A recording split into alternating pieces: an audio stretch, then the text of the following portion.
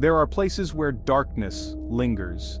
These are the places where shadows seem to have a life of their own, where the air is thick with an unspoken dread, the kind of places that make your skin crawl and your heart race even in the absence of any visible threat. Places where the veil between our world and the next wears thin. In these eerie locations, the boundary separating the living from the dead is almost non-existent. You can feel the presence of something otherworldly, something that defies logical explanation. It's as if the past and the present are intertwined, creating a tapestry of fear and mystery. Waverly Hills Sanatorium is one such place. This infamous location has long been a magnet for those seeking to understand the paranormal. Its reputation precedes it, drawing in ghost hunters, thrill seekers, and skeptics alike. Each visitor leaves with their own story, their own brush with the unknown. High on a hill in Louisville, Kentucky it stands, a crumbling monument to suffering and despair. The sanatorium's imposing structure looms over the landscape, a silent witness to the countless lives that pass through its doors. Its walls have seen unspeakable pain and sorrow, and they seem to whisper these stories to anyone who dares to listen. Many believe it to be the scariest place in America. Its dark history and the numerous reports of paranormal activity have cemented its place in the annals of haunted locations. From ghostly apparitions to unexplained noises, Waverly Hills has it all. It's a place where the line between reality and the supernatural blurs, leaving visitors questioning their own senses. The weight of its tragic past seeps into the present.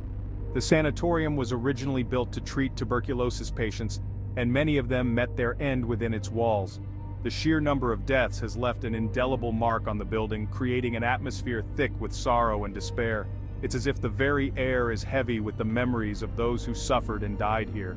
Whispers of tormented souls echo through its empty halls. Visitors often report hearing disembodied voices, footsteps, and other strange sounds. These ghostly whispers seem to come from nowhere and everywhere at once, creating an unsettling experience for anyone brave enough to explore the sanatorium's dark corridors. It's as if the spirits of the past are still trying to communicate, to tell their stories. It is a place that preys on your deepest fears. The sanatorium's eerie atmosphere has a way of getting under your skin, making you confront the darkest corners of your mind. Whether it's the fear of the unknown, the fear of death, or the fear of being alone, Waverly Hills brings these fears to the surface. It's a place that challenges your courage and tests your resolve, leaving you with an experience you'll never forget.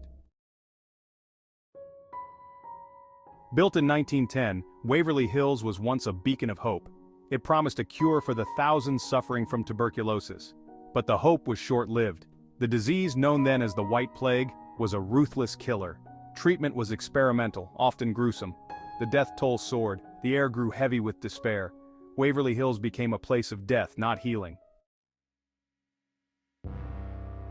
Legends surround Waverly Hills, stories of patients driven mad by suffering, of cruel experiments performed within its walls. The most chilling tale is of room 502. A nurse, pregnant with a doctor's child, was found dead in that room. They say she took her own life, unable to bear the shame. Some say the doctor was responsible.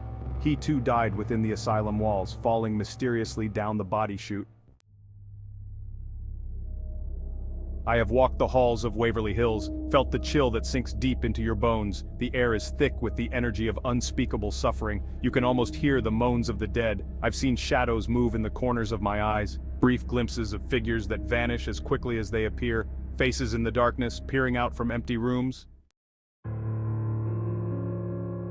Section 5. The Unearthly Sound of Children. In the heart of the old hospital where shadows dance and whispers linger, lies a story that chills the bones and stirs the soul. This is the tale of the fourth floor, a place where the past refuses to rest. They say children haunt the fourth floor. Little ones who once played and laughed, now mere echoes of a time long gone. The walls, once filled with joy, now stand as silent witnesses to the sorrow that unfolded here. Young souls taken too soon by the cruel hand of disease. The hospital, once a place of healing, became a final resting place for many. The beds, now empty, still hold the memories of those who lay upon them, fighting battles they could not win. Visitors speak of hearing laughter echoing from the empty rooms, a sound so innocent yet so out of place in the desolate halls. It is said that the laughter is a remnant of happier times, a ghostly reminder of the children who once filled these rooms with life. the patter of tiny feet running down the halls, a sound that sends shivers down the spine of those who hear it. The footsteps, light and quick, seem to come from nowhere and everywhere at once, as if the children are playing a never-ending game of hide and seek. Some have even felt the tug of small hands, urging them to play. A gentle pull on the sleeve, a soft touch on the hand, as if the children are reaching out from beyond the veil, longing for the companionship they once knew. But when they turn to look, there is no one there, just the empty hallway, stretching out into the darkness.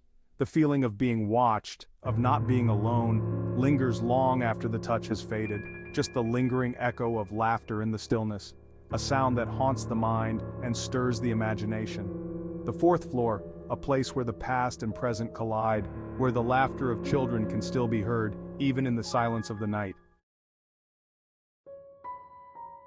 Section 6, the cold spot. There's a spot on the third floor where the temperature plummets, a sudden chill that cuts through even the thickest clothing. It is said to be the spirit of a young nurse. She contracted tuberculosis and died within the asylum walls.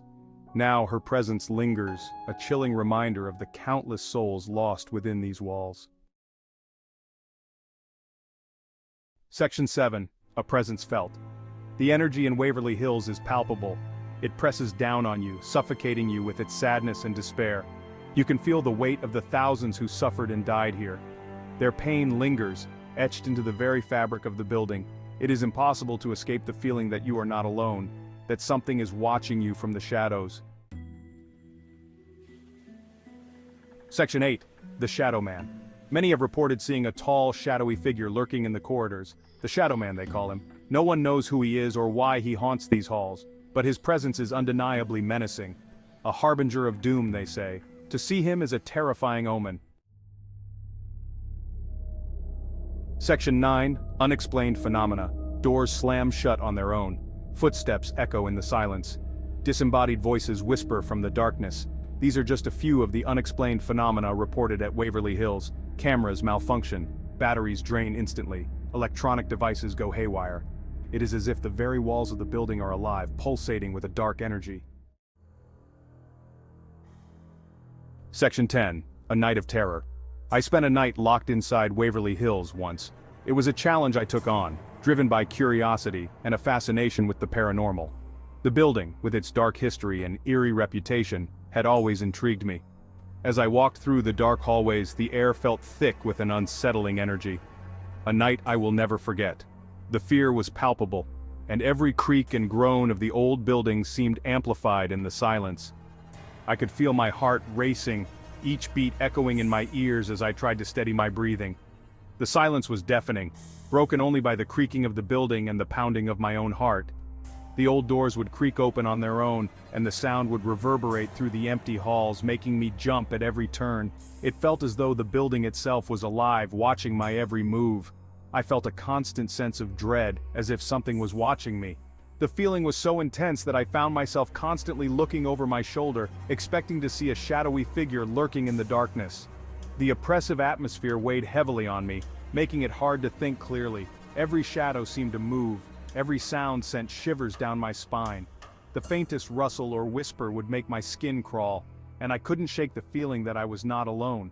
The shadows seemed to dance and shift, playing tricks on my mind, making me question what was real and what was imagined. I left that night convinced that Waverly Hills is truly haunted. The experience left an indelible mark on me, a reminder of the thin veil between our world and the unknown. As I hurriedly made my way out of the building, I couldn't help but feel a sense of relief wash over me. The night had been a test of my courage, and though I had faced my fears, the memories of that night would haunt me forever. The stories of Waverly Hills are not just tales, they are a testament to the lingering spirits that call it home. Section 11. The terror lingers. Waverly Hills Sanatorium stands as a chilling reminder of our own mortality. A place where hope died and darkness prevailed. It is a place that will stay with you long after you leave. The terror lingers, a cold whisper in the back of your mind, a stark reminder that some places are best left undisturbed.